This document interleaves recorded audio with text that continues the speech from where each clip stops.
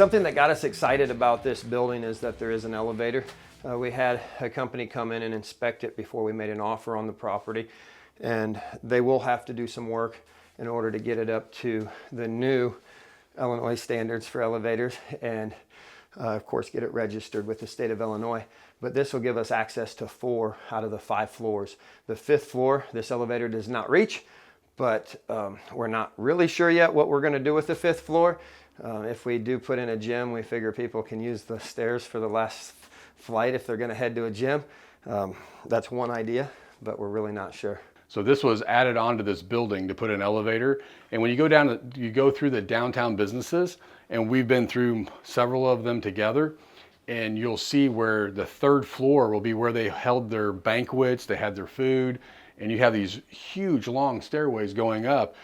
Today, if you told people they were going to have to climb 2 or 3 or 4 flights of stairs every day when they went to work, they would go find a job someplace else. And if you were having a store that was on one of those floors, you'd be hard pressed to get people to be able to come up and visit your store. And so things have definitely changed where elevators are really important. I mean, the stuff we're finding up here is odd. And there were no washers, dryers, stoves that were being used up here. And this was just being stored up here. And you can tell the condition of these was not in any condition to store and keep.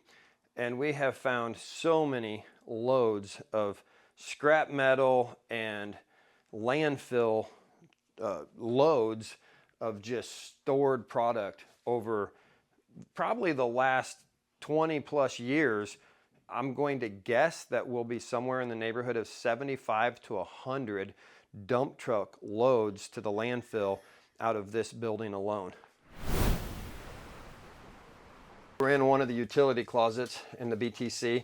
We're on the 2nd floor, and all of the furnaces except the 1st floor are electric furnaces. So the 1st floor is the only gas furnace in the building, and independent heating and cooling is who's helping us out replacing all of these furnaces and central air units.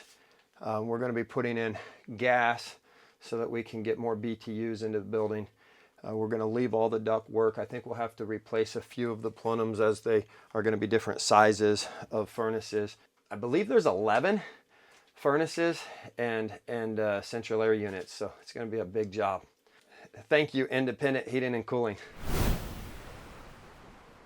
Started storing all of the filing cabinets and lockers, items that we can foresee needing to use in the future.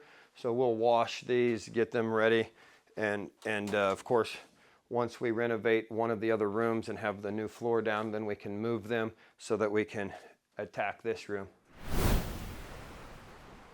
So one of the great things when you're walking through a building of this size, and we've been through a lot of different buildings that are old, and typically speaking, your door frames aren't going to be straight, you're going to have, the floor is going to be warped, just like some of the buildings we looked at downtown. But the fact that this has concrete between every single floor, one of the things you'll notice is there's, of course, no bowing of the floor, which is great to have when you're thinking about, you can do tile, you can do carpet, you can do whatever you want for flooring and not have to be worried about it being flat, level. Yeah, and having concrete gives us the option of epoxy. If it was a wood floor, it would limit our options. Having a concrete floor gives us a lot more options. There's a few rooms that you have to walk through one to get to the other, and we may add another door from the hallway into that office, or if there's a situation where there's someone that has an assistant, that would work out well, where they're sharing 2 office spaces. Those are the decisions that we're not 100% sure on, but there's only a few of those rooms where you have to walk through one office to get to another office. We figure we will have 70 plus workstations in this building. Each floor, I believe, the 1st floor, it might have like 13 or something like that. The 2nd floor, I believe it's 20. 3rd floor is roughly 16.